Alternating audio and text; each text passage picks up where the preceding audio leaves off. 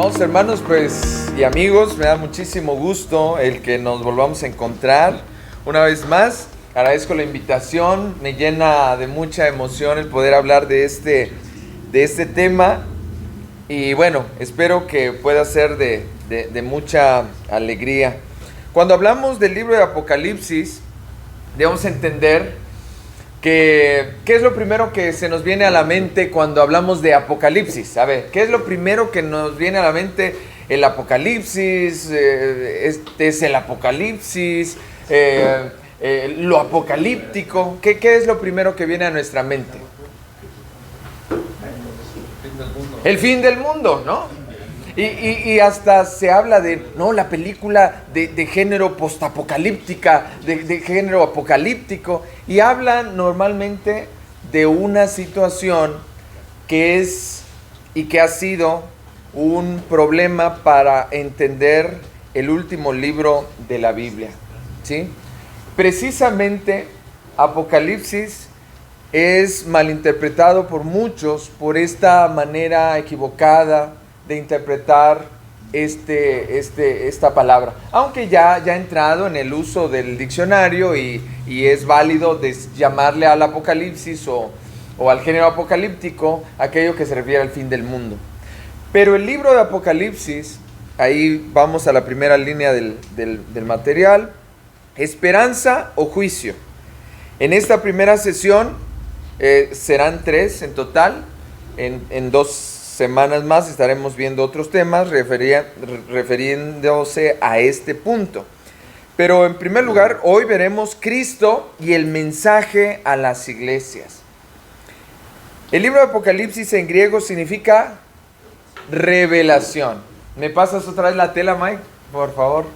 Nada más para mostrarles lo que apocalipto y apocalipsis significa en el griego. ¿Han ido ustedes al teatro? ¿Han ido ustedes a un lugar en donde tengan una tela colgada al frente? ¿Sí? Ok. Y cuando va a comenzar una obra, ¿qué dicen? O bueno, ¿qué se espera? Que el telón se vaya subiendo, ¿sí o no? Ok. Ese acto de subir el telón precisamente es tomado de aquellos momentos en que en la Grecia antigua se usaban palabras para determinar que algo iba a pasar. Y precisamente Apocalipsis es esto: revelar, mostrar algo que está oculto detrás. Entonces, precisamente Apocalipsis, ya me salí de cuadro, regresaré. Apocalipsis representa esa revelación, ¿sí? Eso que está oculto y que el Señor quiere mostrarnos. ¿Pero qué quiere mostrarnos? Y ahí es donde dice, este libro es la culminación del canon bíblico, es decir, el último libro de la Biblia. Fue escrito por el apóstol Juan alrededor del año 95 después de Cristo, mientras se encontraba exiliado en la isla de Patmos por causa de su fe en Jesucristo. La isla de Patmos era conocida antiguamente como una isla cárcel, como aquí en México tuvimos las Islas Marías, ¿no? Hasta hace algunos años.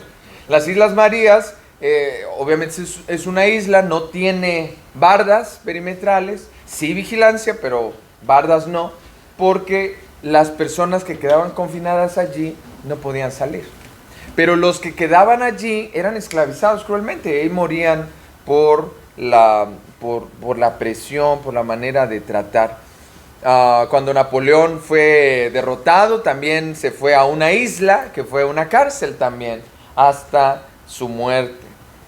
De esa misma manera, el apóstol Juan, que estuvo con el Señor Jesucristo, que caminó con el Señor Jesucristo, que conoció al Señor Jesucristo de manera directa, se encontraba por causa de su fe en Jesucristo. Fue dirigida, este libro fue dirigido originalmente a 7 iglesias en Asia Menor, hoy Turquía, en un contexto de persecución y tensión política bajo el Imperio Romano. Cuando el cristianismo surgió, en el nacimiento del Señor Jesucristo, ya todavía seguía la idea del imperio, la idea de la república, etcétera, etcétera. Pero en el nacimiento del Señor Jesucristo ya había surgido el primer emperador, César Augusto, el primer emperador. Y luego hubieron otros emperadores. Algunos se mostraron indiferentes a las religiones, no les importaba nada, pero otros empezaron a ver las religiones como un peligro para ellos, especialmente algunos emperadores que empezaron a ser más celosos del culto al emperador, porque recuerden que en esa época, en el siglo I, todas las colonias, todo el mundo gobernado por el Imperio Romano estaba obligado a rendir tributos, etcétera, etcétera, pero también a aceptar los decretos imperiales. Y llegó un momento en que los emperadores se divinizaron, o sea, se empezaron a llamar a sí mismos dioses, no hijos de Dios o hijos de dioses, sino verdaderamente divinos. Y la exigencia de esa adoración era a través de distintos términos. Uno de ellos era Señor. Señor.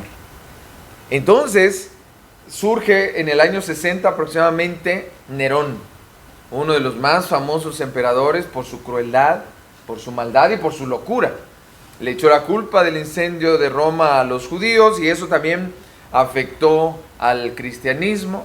Después empezó a perseguir sistemáticamente a los cristianos alrededor del mundo.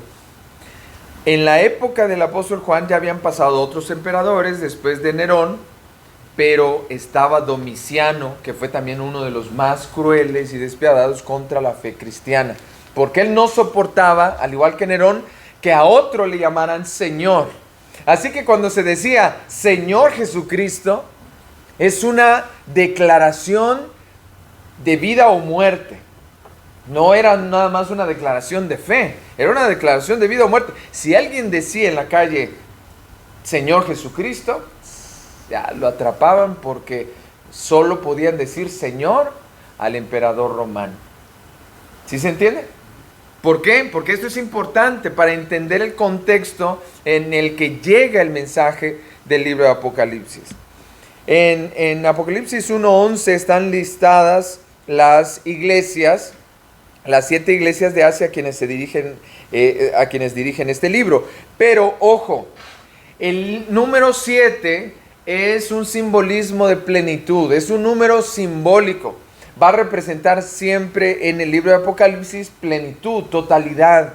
No significa que el Señor Jesús solo quisiera mandar esta carta a 7 iglesias porque ya no existían otras iglesias, o porque solo estas 7 iglesias fueran las más importantes. No, sino que a esas 7 iglesias el Señor quería mostrarles, porque era un mensaje para la totalidad, la plenitud de las iglesias en el mundo, en esa época, así como en esta época, en ese lugar, así como en todos los lugares, de esa lengua, así como de todas las lenguas.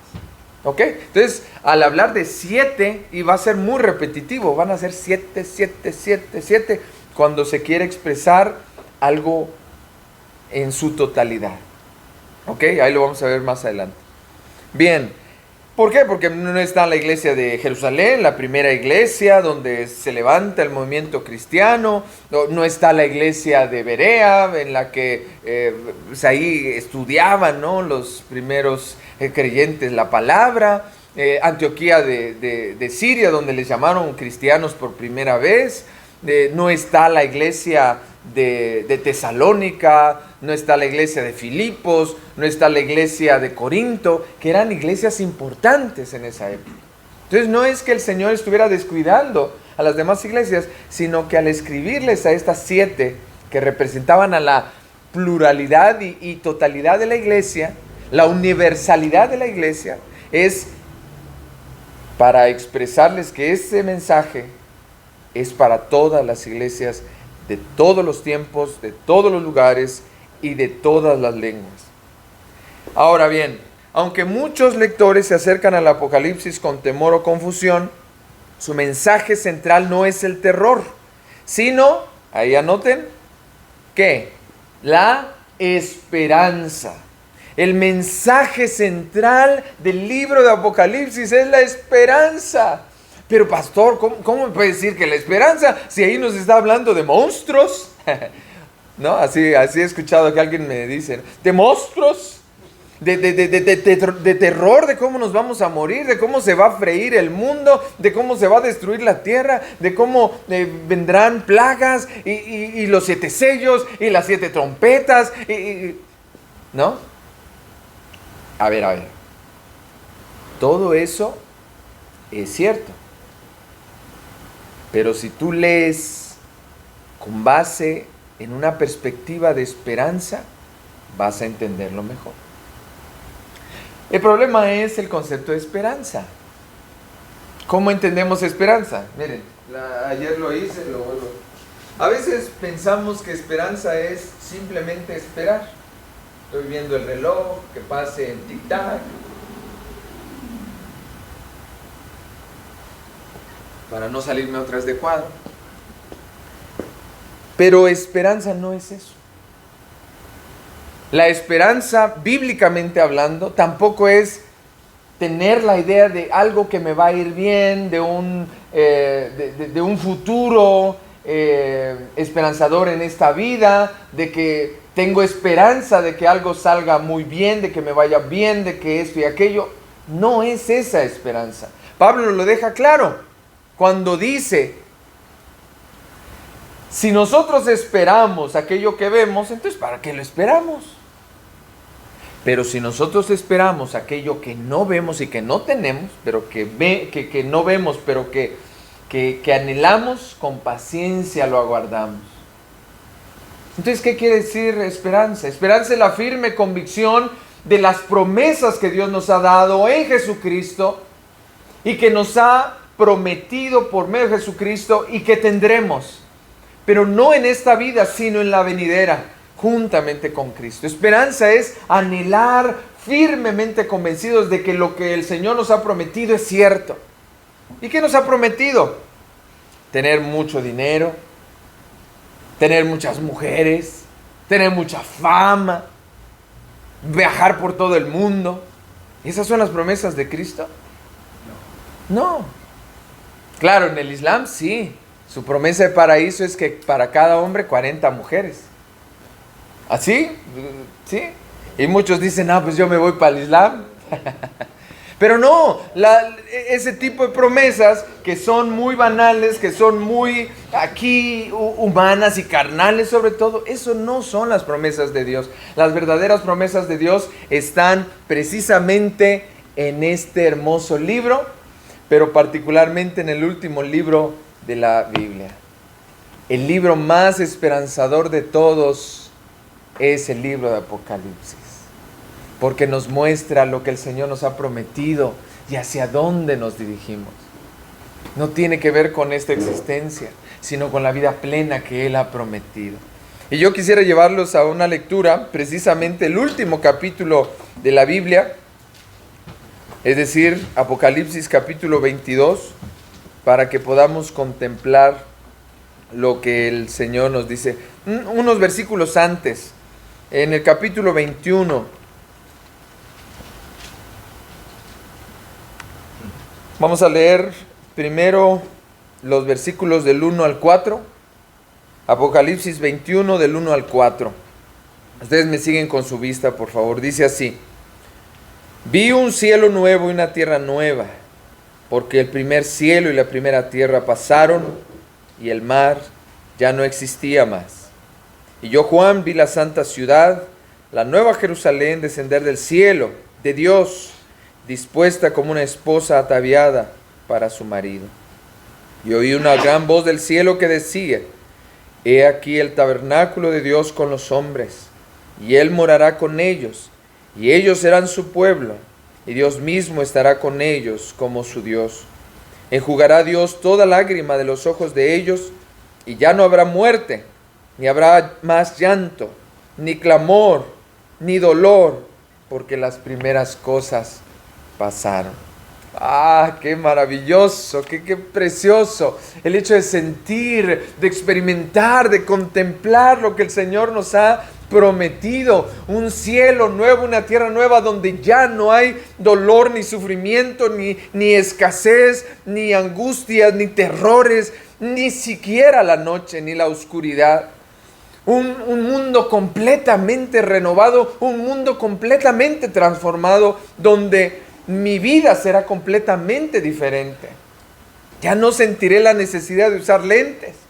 Ya no usaré aparatos auditivos. Ya no me quejaré de mi escoliosis o de mis fracturas. Ya no me sentiré presionado a andar midiéndome el nivel de azúcar o la presión allá, ¿no? Ya no. Y tendremos cuerpos transformados que puedan experimentar la eternidad al lado de Jesucristo en un espacio donde lo más maravilloso no es lo que se describe, sino el hecho de estar con el Señor, el tabernáculo de Dios con los hombres. Hermanos, es que a veces el problema de nosotros es que cuando leemos la Biblia, la leemos así y no profundizamos. ¿Saben qué es un tabernáculo? O el tabernáculo antiguo. Pero para ponerlo en términos modernos, ¿qué es un tabernáculo? Es una tienda de campaña. ¿Han ido de excursión y se han quedado en una tienda de campaña alguna vez? ¿Sí? Hace 2 años tuvimos la oportunidad de estar todos ahí hechos bolitas en medio de una tienda de campaña, pero se sintió bonito estar todos juntos ahí en la tienda de campaña, mis hijos, mi esposa y yo. Ahora dice, es el tabernáculo de Dios con los hombres. Es decir, vamos a compartir como una tienda, claro, no es literal, pero el simbolismo está allí. Dios con nosotros, como cuando pasamos una velada juntos, disfrutando del espacio en un entorno de mucha cercanía y de comunión.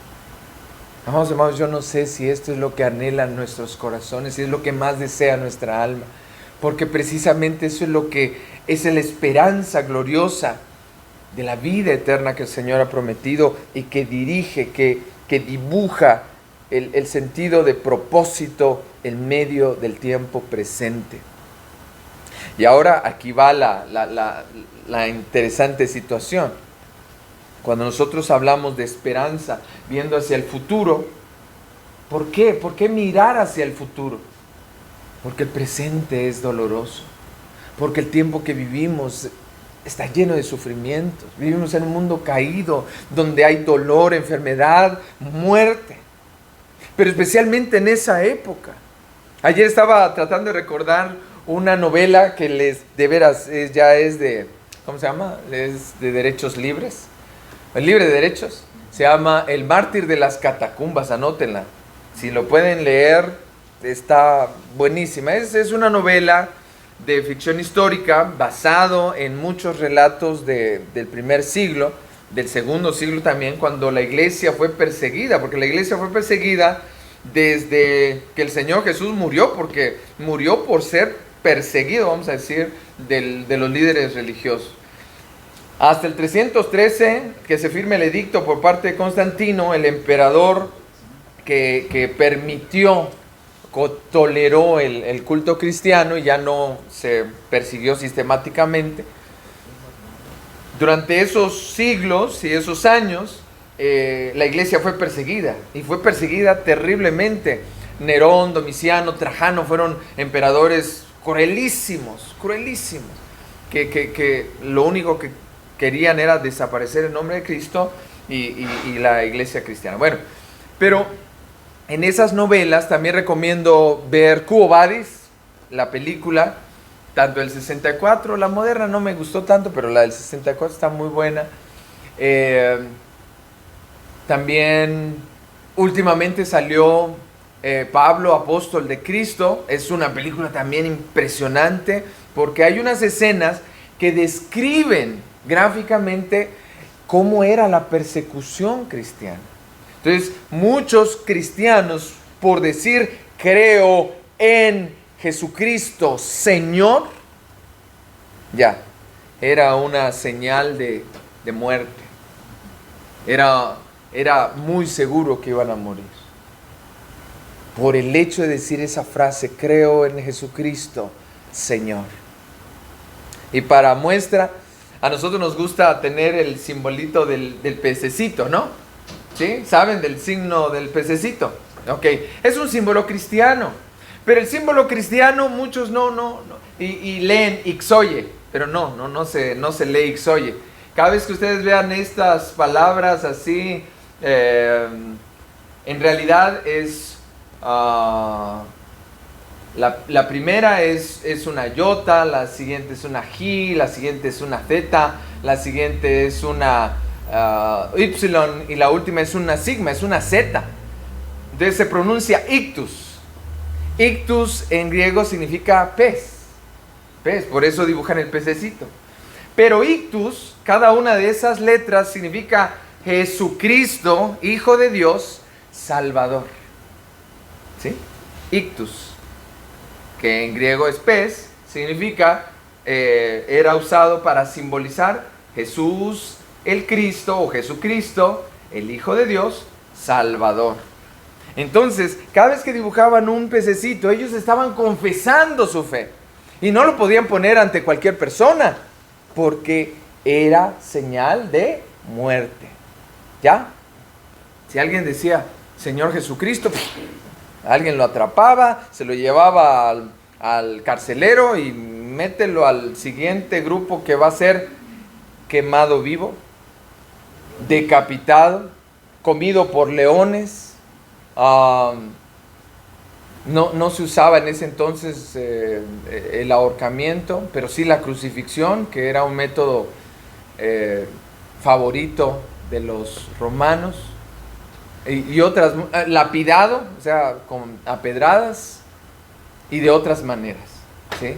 Entonces decir Jesucristo, Hijo de Dios, Salvador, o Señor Jesucristo, era ya una sentencia de muerte. Por eso el libro revela la victoria gloriosa de Jesucristo sobre el pecado, sobre el mal y la muerte. Él es el Cristo resucitado y glorioso que camina en medio de su iglesia y la llama a ser fiel, a no temer y a mantenerse firme hasta el final. ¿Pero por qué? ¿Por qué no el Señor, que es victorioso, que resucitó, que tiene el poder y el control sobre todo? ¿Por qué permitió ese dolor y sufrimiento de su iglesia?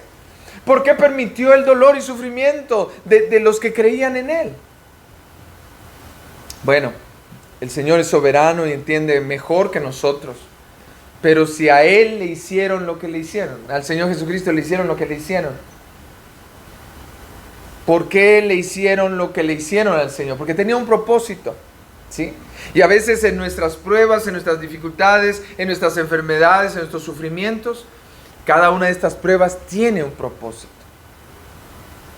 Y nos hace más fuertes, nos hace más firmes, nos hace más confiar en Él, nos hace más depender de Él, nos hace más mirar a Él y dejar de mirar lo que hay a nuestro alrededor, mirarle a Él. Entonces, hermanos, por eso Apocalipsis es el libro más esperanzador de todos. Porque nos anuncia, sí, el fin del mundo. Nos anuncia, sí, destrucción. Nos anuncia muerte, sí. Nos anuncia juicio, sí.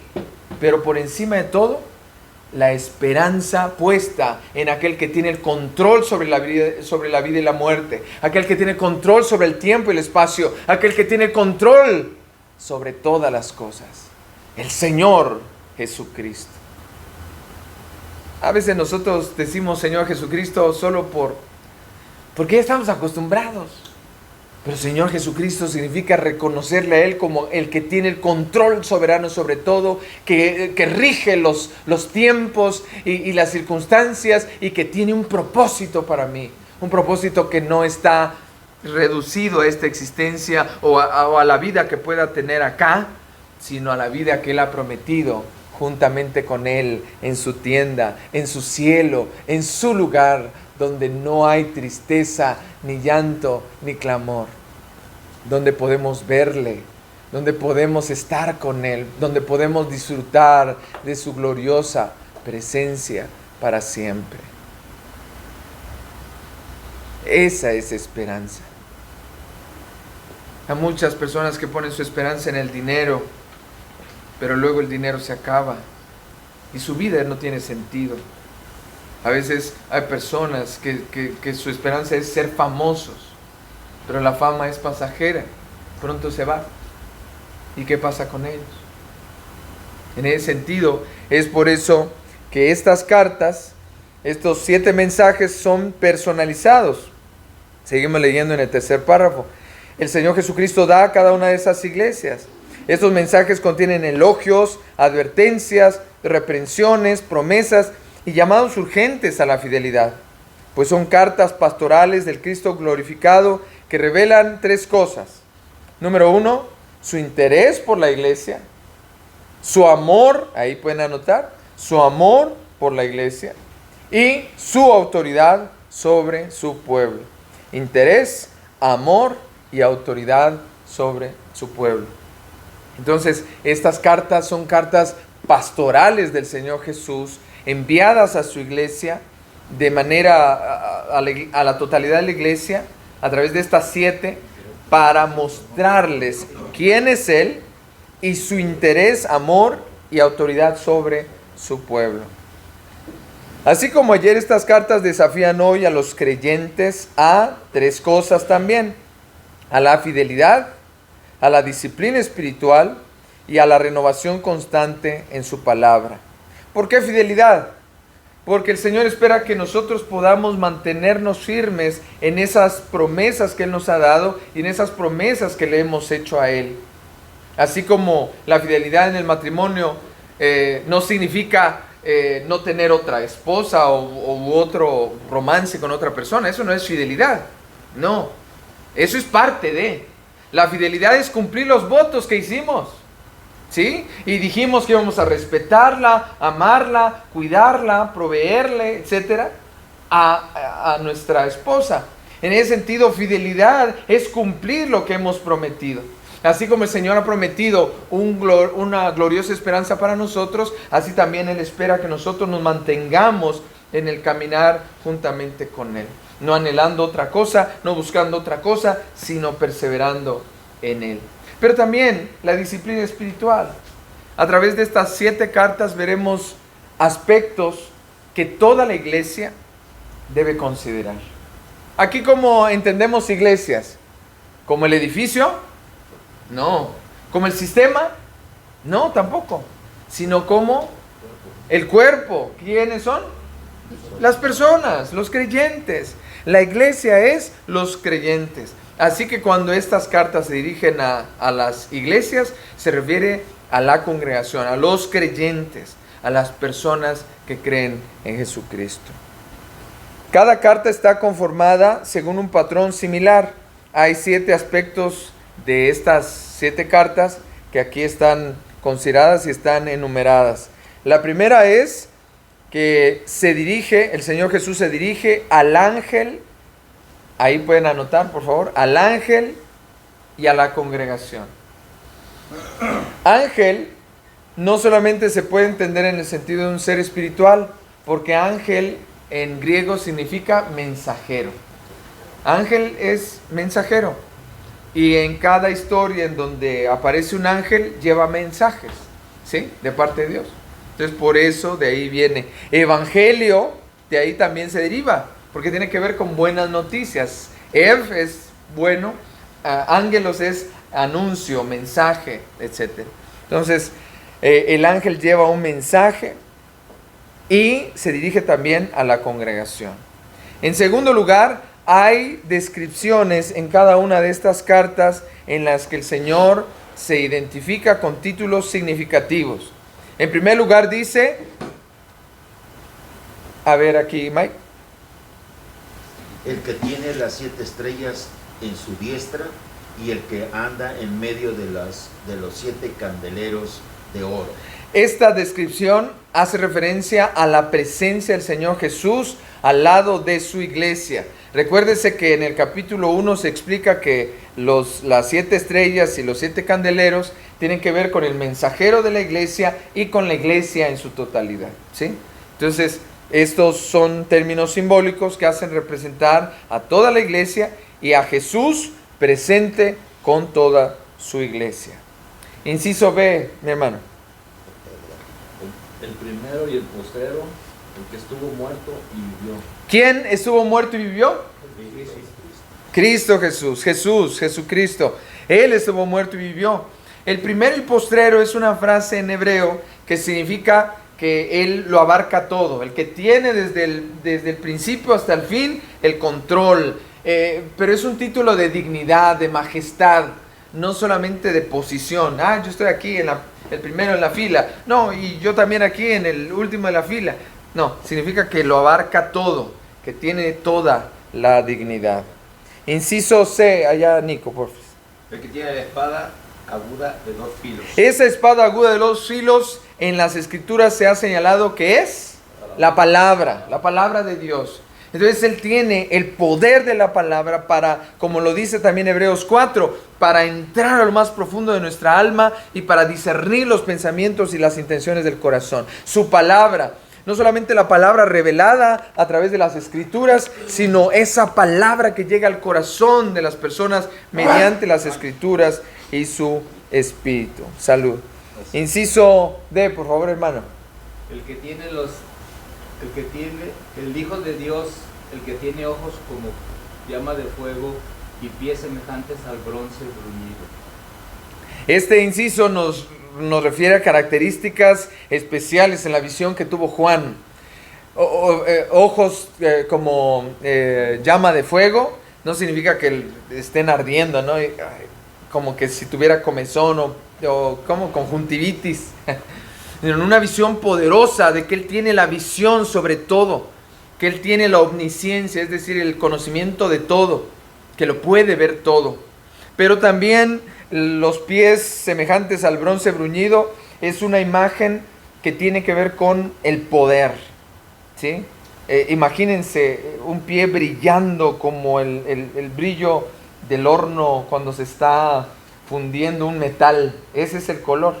Entonces tiene pies como fundidos. Si han visto la fundición de hierro, ¿no? ¿Sí? Ese color de rojo vivo, eso. Pero la idea es que tiene el poder y la autoridad para destruir, ¿sí? Aunque el Señor Jesús no lo utiliza durante el Apocalipsis, no lo hace Él.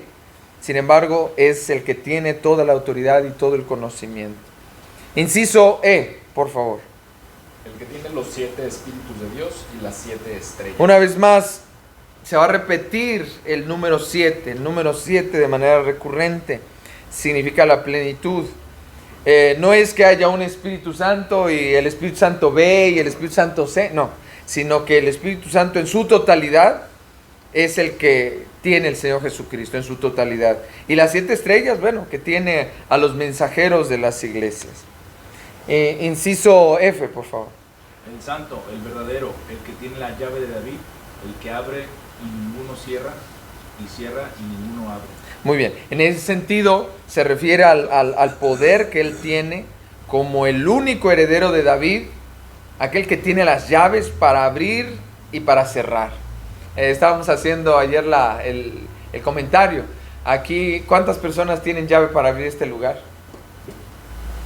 ¿Dos? Ok. ¿Quién es? ¿Tú, Mikey?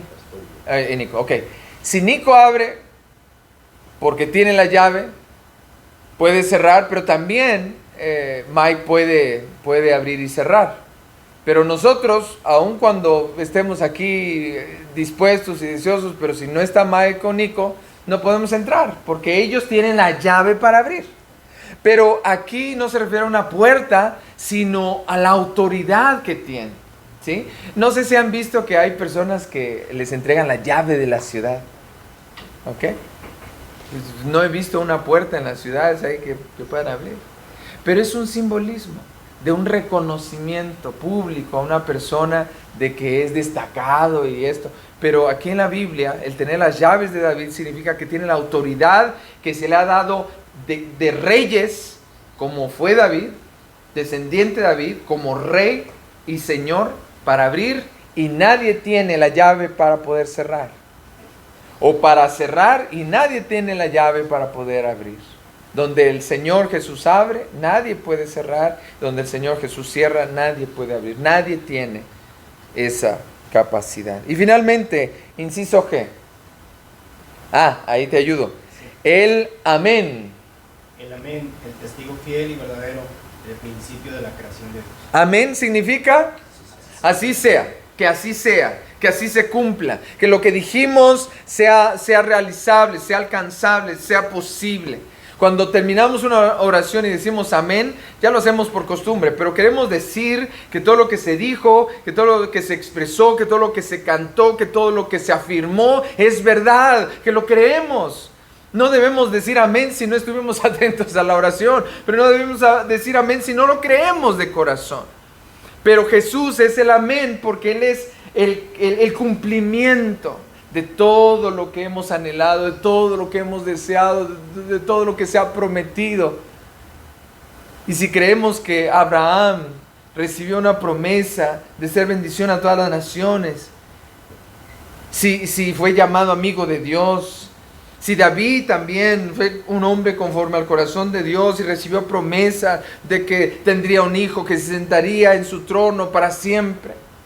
Y si creemos nosotros, así como los apóstoles recibieron esa promesa de vivir y estar con Cristo, esas promesas son en Cristo el así es.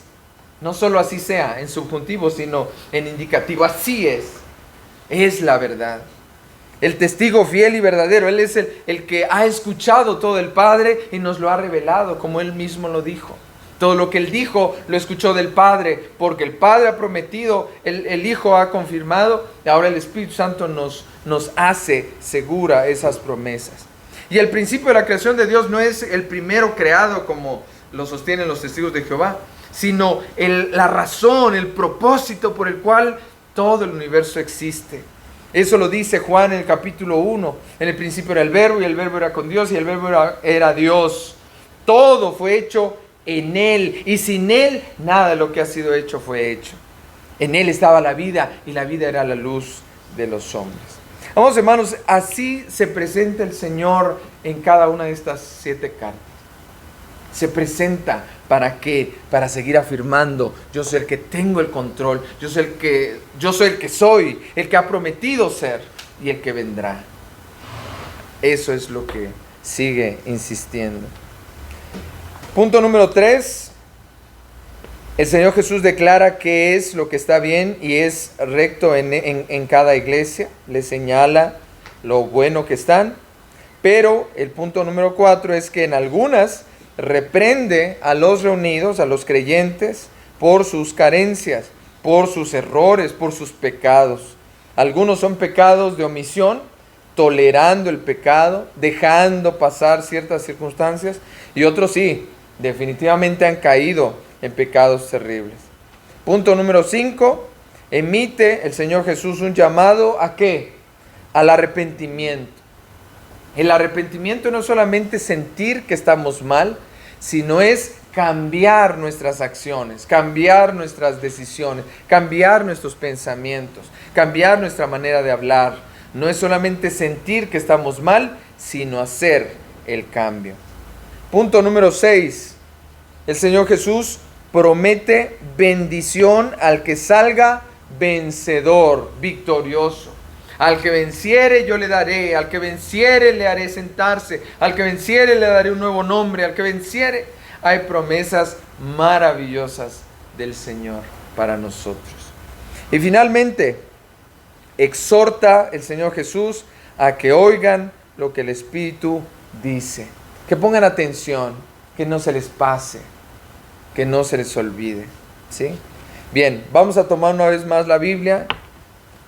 Vamos a seguir leyendo algunas otras partes.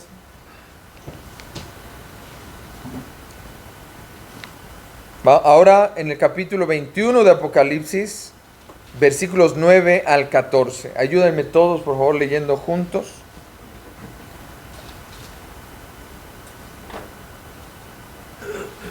Dice: vino entonces a mí uno de los 7 ángeles que tenían las 7 copas llenas de las 7 plagas postreras, y habló conmigo diciendo: ven acá, y yo te mostraré la desposada, la esposa del Cordero. Y me llevó en el espíritu a un monte grande y alto, y me mostró la gran ciudad santa de Jerusalén, que descendía del cielo de Dios, teniendo la gloria de Dios, y su fulgor era semejante al de una piedra preciosísima, como piedra de jaspe, diáfana como el cristal. Tenía un muro grande y alto con 12 puertas, y en las puertas 12 ángeles, y nombres inscritos, que son los de las 12 tribus de los hijos de Israel. Al oriente 3 puertas, al norte 3 puertas, al sur 3 puertas, al occidente 3 puertas. Y el muro de la ciudad tenía 12 cimientos, y sobre ellos los 12 nombres de los 12 apóstoles del Cordero. Hasta allí.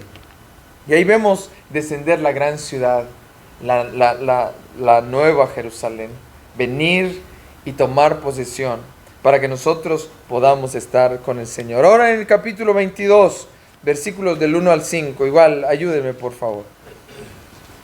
Dice así: después me mostró un río limpio de agua de vida, resplandeciente como cristal, que salía del trono de Dios y del Cordero. En medio de la calle de la ciudad, y a uno y otro lado del río, estaba el árbol de la vida, que produce 12 frutos, dando cada mes su fruto.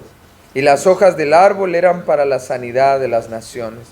Y no habrá más maldición. Y el trono de Dios y del Cordero estará en ella, y sus siervos le servirán. Y verán su rostro, y su nombre estará en sus frentes. No habrá allí más noche, y no tiene necesidad de luz de lámpara, ni de luz del sol, porque Dios el Señor los iluminará, y reinarán por los siglos de los siglos. Amén. Y así podemos seguir leyendo para que nosotros pudiéramos, para que nosotros podamos entender perfectamente que las promesas del Señor Jesucristo son viendo hacia el futuro. La esperanza no está en nada en esta vida. No pongamos nuestra esperanza en algo que es temporal. Humanamente es bueno decir, espero que me vaya bien, espero que esto y aquello, sí, pero humanamente debemos también entender que todo pasa. Nuestra vida pasa, la salud se va, el dinero se acaba, la fama termina y todo es temporal. Pero lo que el Señor nos ha prometido es eterno.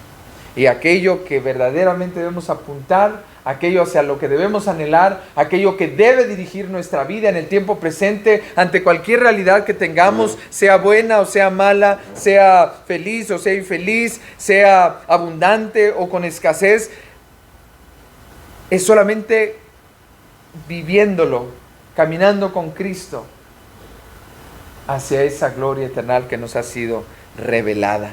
Algo que estaba oculto a nuestros ojos ha sido puesto de manifiesto. Y de eso se trata Apocalipsis.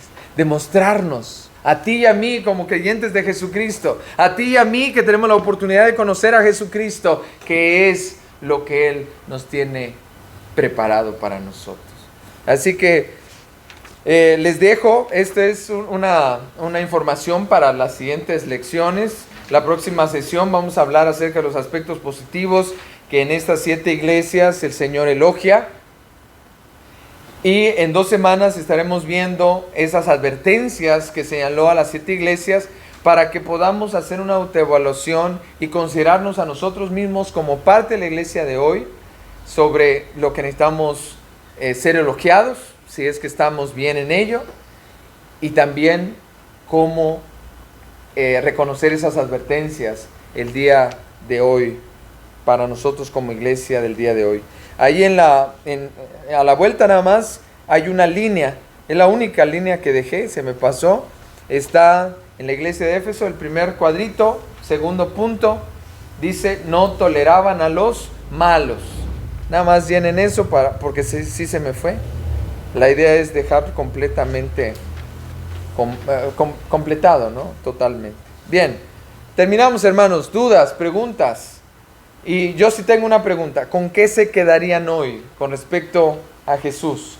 ¿De qué manera ustedes pudieron entender a este Señor Jesucristo aquí revelado en lo que acabamos de platicar. Es una introducción muy pequeña, breve, pero espero que pueda servir para el propósito de estas 3 sesiones. ¿Con qué nos quedamos en esta hora? Ahí lo podemos anotar también en la parte final, pero ¿con qué nos quedamos? Díganme ustedes. ¿Qué es lo que más les llamó la atención el día de hoy? ¿Habían visto una perspectiva del libro de Apocalipsis de esta manera? ¿No? ¿Verdad que como que tenemos miedo, tenemos esta particularidad? Y ciertamente pues ya las películas del cine hablan así, ¿no? Es género apocalíptico, ¿no? Y nos va llevando solamente por el lado negativo. Pero a pesar de las situaciones simbólicas, a pesar de las situaciones que no podamos comprender al 100% de este libro, el mensaje es de esperanza.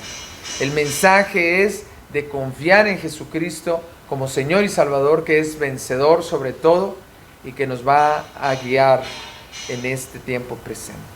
¿Sí? A ver, ¿algún último comentario? ¿Todo bien? ¿Todo claro? Yo creo que Sí. que uno de los aspectos que más revela acerca de la persona o de la presencia de Jesucristo en Apocalipsis, como la revelación, es el punto 2 que tú mencionabas aquí, que el primero, el postrero, estuvo muerto y vivió. No hay otra persona, si queremos ponerlo en este plano, Sí. que estuvo muerto y vivió, Así que es. se pueda dar testimonio. Sí. Y creo que este versículo que lo menciona como el alfa y el omega, Sí. ¿no? El que lo completa, el principio y Exacto. el fin, los extremos. Creo que es un versículo revelador para confirmar que todo lo que revela Apocalipsis se trata de Cristo. De Cristo. De Cristo. Y lo Exactamente. presenta. Y es interesante porque está desde el capítulo 1 presentándolo así, Así. como eso, ¿no? Sí. Creo que ahí es donde cambia o debe cambiar nuestra perspectiva al llegar al Apocalipsis. Así es. Y qué bueno que mencionaste, porque alfa y omega es también una expresión. Primero y postrero es una expresión de los judíos, de los hebreos. Pero la expresión alfa y omega es una expresión griega, porque la primera letra del alfabeto es alfa y la última es omega, sino que él abarcaba desde el principio hasta el final. Es un título de honor que representaba su gloria, el que todo lo abarcaba, el que todo lo tenía bajo control. Y sí, definitivamente ver a Cristo a través del libro de Apocalipsis nos va a traer esperanza. ¿Cómo termina el último capítulo de Apocalipsis? Dice, ven Señor Jesús, ven pronto. Ese es el clamor de la iglesia. Ese es el clamor en medio de su sufrimiento, porque veía en Jesucristo la victoria. A pesar de su muerte, de su sufrimiento, de todo lo que habían pasado, ellos se sentían fortalecidos ante el cántico, ante la oración de otros, y salían con dignidad, porque Cristo había muerto y había resucitado. Amados hermanos, Apocalipsis nos invita pues a la fidelidad a Cristo, a la perseverancia en Cristo, pero sobre todo al reconocimiento de que en Cristo somos, como diría Pablo a los Romanos capítulo 8, más que vencedores. Somos más que vencedores por medio de aquel que nos amó. Amén. Amén. Oremos. Amado Señor y Padre, gracias por este momento que tú nos concedes de poder estudiar este libro maravilloso. Permítenos que en estas siguientes 2 sesiones podamos contemplar estos elementos que nos deben hacer a nosotros considerar de qué manera estamos bien, de qué manera necesitamos mejorar, de qué manera estamos mal. Pero sobre todo, Señor, viendo a Jesucristo como la esperanza gloriosa que tú nos has prometido. No es el cielo, no es el estado de bendición total, sino Cristo. Cristo es nuestra promesa gloriosa y nuestra esperanza sublime. No hay nada en esta vida que se compare a Cristo. No hay nada igual de valioso que Cristo. No hay nada igual de importante que Cristo. Por lo tanto, Señor, ayúdanos. Ayúdanos a hacerte fieles, a mantener nuestras promesas, confiando en tus promesas. Ayúdanos a vencer nuestras tribulaciones, nuestras enfermedades, nuestras pruebas, nuestras tentaciones, nuestras luchas, y a mantenernos confiando en Cristo. Señor, que sea una decisión personal en cada uno de nosotros como varones que queremos servirte, que queremos agradarte, que queremos honrarte por lo que hizo Cristo en la cruz y de qué manera resucitó. Así como Él vive, también nosotros viviremos. Señor, sé con nosotros. En Cristo Jesús decimos amén.